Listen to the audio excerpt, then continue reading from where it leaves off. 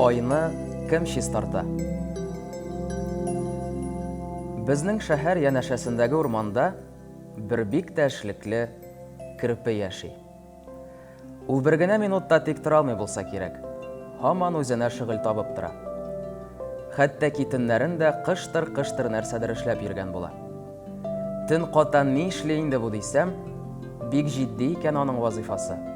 Ул көн саен айның тузанын сөртә. Көмешләнгәнче чистарта. Чистартып бетергәч, өреп, чиртеп карый. Ай бәллүр кебек зыңласа гына канәгать калып, өенә кайтып китә. Бер көнне шулай гадәттәгечә айга таба юл алган гына иде. Сукмагында таныш түгел берәүне очратып туктап калды. "Кем син?" диде ул шикләнеп кенә. "Мияу", диде теге җан иясе. Песи баласы. Нишләп үзең генә? Кәефсез күренәсең бугай." "Эй, күңелсез әле. Көз бит", диде песи баласы сорамада дигәндәй койрыгын болгап куйды. "Көзгә ни булган?" диде керпе аптырап. "Менә дигән алтын кебек ялтырап тора." "Бер ни эшлисе килми", дип авыр сулап зарланды песи баласы. Ничек инде бер ни эшлисе килми?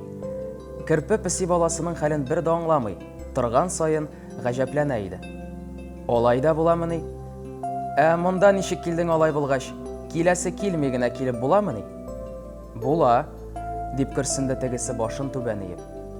Тукта, ашыйсың да, сулыйсың да килмимени?" "Алай ук түгелле." Ярый алай булгач. Мин тагын куркып киттем", дип керпе юлын дәвам иттермәкче булды. "Мияу", диде песи баласы тагын. "Нәрсә булды? Син кая барасың?" "Айны чистартырга", дип җавап бирде керпе, кулындагы мунчаласына ымлап. "Айны чистартасы да бармыни аны?" дип кызыксынды песи баласы. "Бар. Аны кемдер чистартырга тиеш бит инде. Эшлисе килми дип утырып кына булмый", дип кырыс торды үз сүзендә керпе. "Мине дә иярт әле", диде песи баласы. "Барасың киләмени?" дип сорады керпе, песи баласында кызыксыну тоеп. "Әйдә, карап торырсың." Сиңа булышырга ярыймысың?" дип сорады песи баласы, айга якын килгәч. "Ярый. Син тотып тор, мин чистартам. Бергә тизрәк булыр", диде керпе, ярдәмче табылуга шатланып. Алар айны чистартканчы сөйләшмәделәр. "Арытты. Тизрәк өйгә кайтып җитәсе килә", диде песи баласы кайтып барганда. "Килә башлагач, әйбәт инде", дип хуплады аны керпе. "Сиңа бу эшне кем эшләргә кушты?" дип сорады песи баласы. Бу вакытта ул сукмактан түгел, күңелле генә койма башыннан атлый иде. "Кушмады? Мин үзем эшлим. Кушканны көтеп торсаң, вакыт заяга уза." "Син бик акыллы һәм эшчән керпе", дип мактап куйды аны песи баласы. "Минем дә синең кебек буласым килә." "Минем кебек буласың килсә, син дә үзеңә берәр шөгыль тап." "Ай бит берәү генә, аны син чистартасың", дип борчылды песи баласы.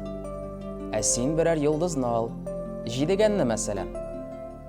"Чыннан да, йолдызларга да тузан кунадыр бит", дип сөенде үзенә эш табылганга песи баласы. "Кайтып җиттек", диде керпе, юлдашын бүлеп. "Димәк, син иртәгә җидегәнгә барасың." "Без иртәгә күрешмибезмени?" "Иртәгә беренче эш көнең. Вакытны сузмыйча башларга кирәк", диде керпе, бик җитди кыяфәт белән. "Эшлекле керпе шул ул. Без хәзер синең белән дуслар булачакбызмы? Минем синең белән дуслашасым килә", диде песи баласы кинәт. "Дуслашырга мин үзем дә шат." "Дуслар бергә була бит инде", диде песи баласы. "Без болай да бергә, ләкин син анда, мин монда." "Алай буламыни?" "Алай күбрәк тә була әле, көчлерәк тә, зуррак та." "Синнән еракта бик күп көннәр узгач, син минем һаман да дустым икәнне ничек белермен соң?" дип сорады песи баласы. Керпе аптырап калды. Дигән булды. Ничек? Мин сиңа кич саен тыныч йокы теләрмен. Мин бит сине ишетмәячәкмен.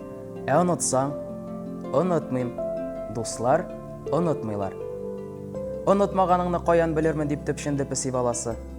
Аның яңа гына табылган дустын бер дә югалтасы килми иде. Син миңа ышан. Дуслар ышаналар дип икеләнергә урын калдырмыйча итеп салды Керпе. Дуслар, ышаналар дип кабатлады песи баласы Керпе белән бер сүздә булып.